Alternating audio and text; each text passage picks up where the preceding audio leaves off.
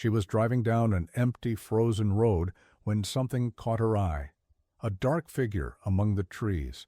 Her heart pounded as she realized what it was. A German shepherd tied to a tree covered in snow, barely moving.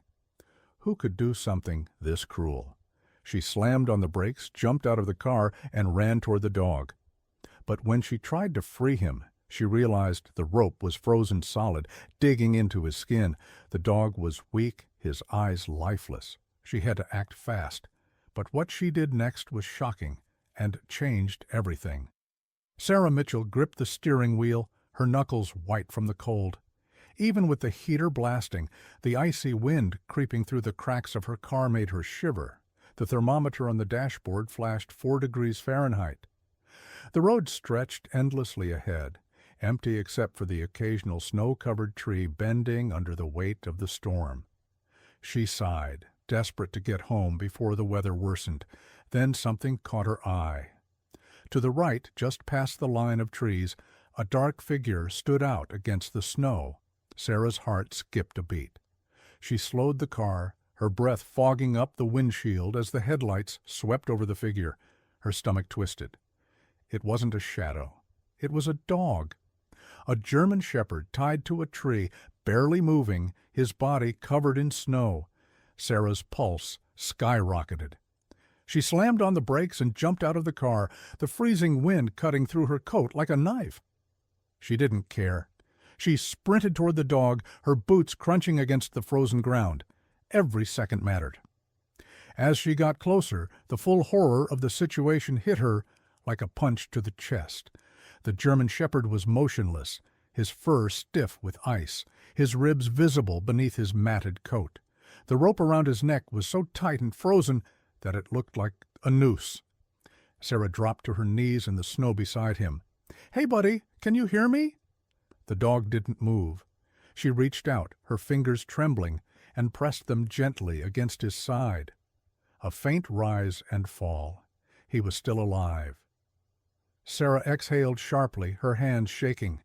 She had to get him out of here. She grabbed the rope, pulling desperately, but it wouldn't budge. The ice had sealed it tight, as if someone had tied him up and left him to die. Her stomach twisted in anger. "Hold on, buddy," she whispered, her breath visible in the cold air. She ripped off her gloves, her fingers instantly burning from the freezing rope. She tried to loosen the knot, but it was rock solid, frozen into the bark of the tree. Panic surged in her chest. The dog shuddered weakly, a faint whimper escaping his cracked, dry lips. His eyes were open now, but there was no fight left in them. Sarah felt her throat tighten. She couldn't let him die like this. Frantically, she scanned the area. She needed something, anything, to cut the rope. But there was nothing useful. Then her eyes landed on her car keys. It wasn't much, but it was all she had. She yanked them from her pocket and jammed the metal into the icy knot, twisting, scraping, anything to loosen it. The German shepherd whimpered softly, barely lifting his head. His body shuddered, but there was no strength left in him. Sarah's heart clenched. If she didn't get him out of here now, he wouldn't make it. She twisted the key harder, her knuckles scraped raw from the ice. Finally, a crack. The ice splintered, breaking just enough for her to pull at the rope again, but it still wouldn't come loose. Tears burned behind her eyes. "Come on, come on!" She wasn't giving up. Sarah pulled harder, using all the strength she had left. The rope burned against her palms, but she kept going, her arms shaking from the effort. Then a sudden snap.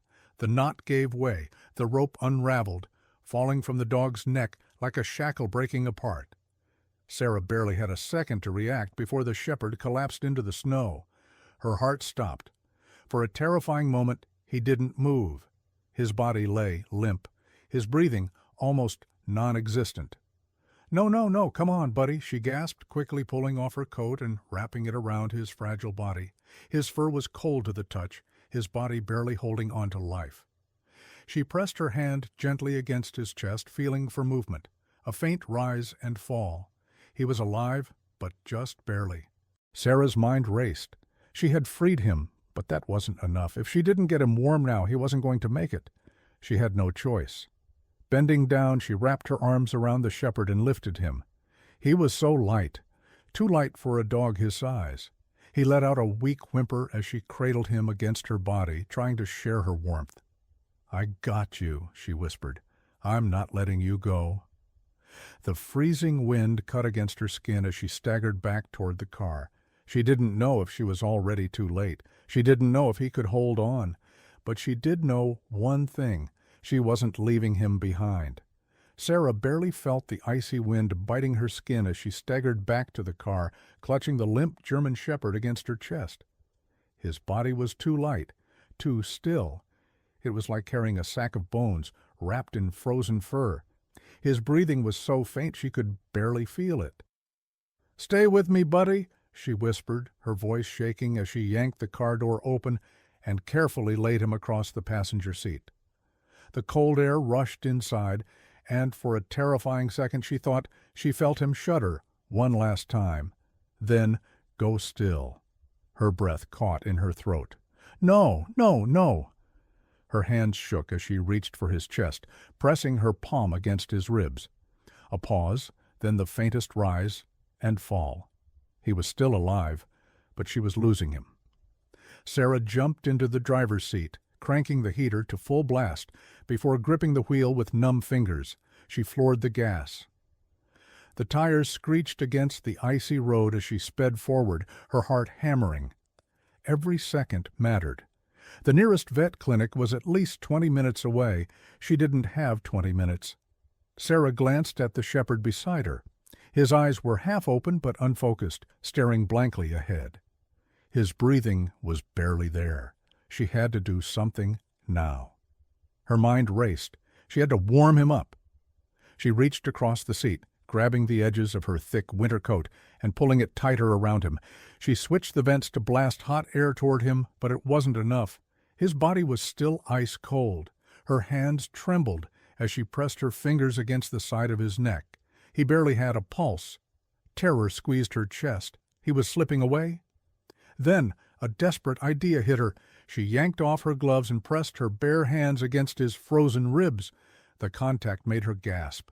His skin was like ice. But she didn't pull away. She leaned over slightly, keeping one hand on the wheel and the other on his chest. "Come on, buddy," she whispered. "Stay with me." The car sped through the dark road, the headlights barely cutting through the freezing mist. Minutes passed. He didn't move. Sarah bit her lip so hard she tasted blood. Then a weak, raspy sound. Her eyes widened. She glanced down. The shepherd's nose twitched slightly. A faint, broken whimper escaped his throat. Sarah's breath hitched. "That's it," she choked out, her heart pounding. He was fighting, and she wasn't going to let him lose.